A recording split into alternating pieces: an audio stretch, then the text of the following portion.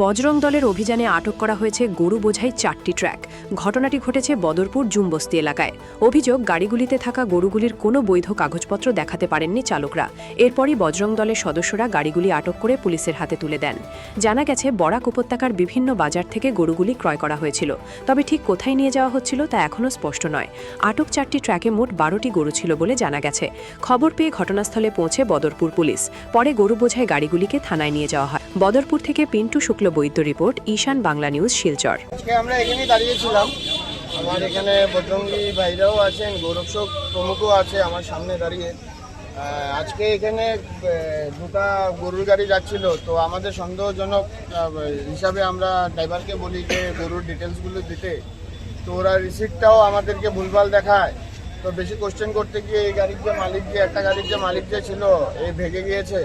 আর ভাগাতে আমাদের একটু সন্দেহ হয়েছে। তারপরে আমরা আরও এখানে 3টা গাড়ি আটকাই। 3টা গাড়ি আটকানোর পরে ওই সেম ওরা ঠিকঠাকভাবে রিসিপ্ট দেখাতে পারিনি।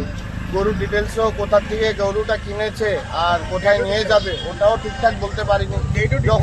যখন বলেছিলাম যে না এটা ঠিকঠাকভাবে বলো, তো ওরাও একটু নার্ভাসনেস ফিল করছিল। তো আমাদের সন্দেহ হওয়াতে আমরা পুলিশ প্রশাসনকে ফোন করি এবং ফোনের সাথে সাথে পুলিশ প্রশাসন আমাদের কথায় সঙ্গে সঙ্গে স্পটে আসে।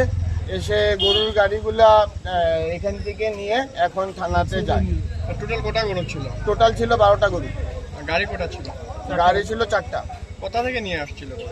এটা তো মানে ডিফারেন্ট জায়গা থেকে নিয়ে আসছিল। কেউ কালাইন থেকে বলেছে নিয়ে আসছে, কেউ বলেছে এই পাশের থেকে নিয়ে আসছে। এরকমভাবে মানে কোনো কথার সাথে আর রিসিটের সাথে কোনো মিল নেই। বৃহৎ চক্রান্ত। দেখুন, আগের থেকে একটা গরু সিন্ডিকেট তো জড়িয়ে আছেই আমাদের মধ্যে, যারা এইসব কাজ করছে।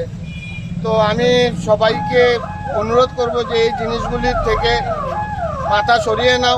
আমাদের সরকার এখন খুব বেশি টাইট এসেছে, আর হেমন্ত বিশ্ব শর্মাজি কাউকে মাফ করবে না এসব জিনিসে। তো আমার মতে একটা আইন করা উচিত গৌমাতা রক্ষার জন্য। আর হেমন্ত বিশ্ব শর্মাজিকেও বলবো যে খুব শীঘ্রই একটা গৌ রক্ষকের জন্য একটা আইন করুন, আর আমাদের গৌমাতাকে বাঁচান। আর আমরা ওটাই বলবো। আর আমরা তো আজকে গৌরক্ষকের জন্য আমরা আমাদের গৌমাতার জন্য আমরা আমাদের জান দিতেও আমরা প্রস্তুত।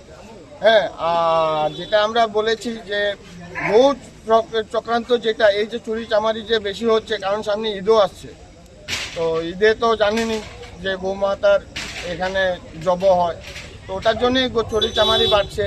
তো ওটাই বন্ধ করার জন্য আমি পুলিশ প্রশাসনকে বলবো যে একটু ধ্যান রাখার জন্য, যাতে গৌমাতার জানটা বাঁচে।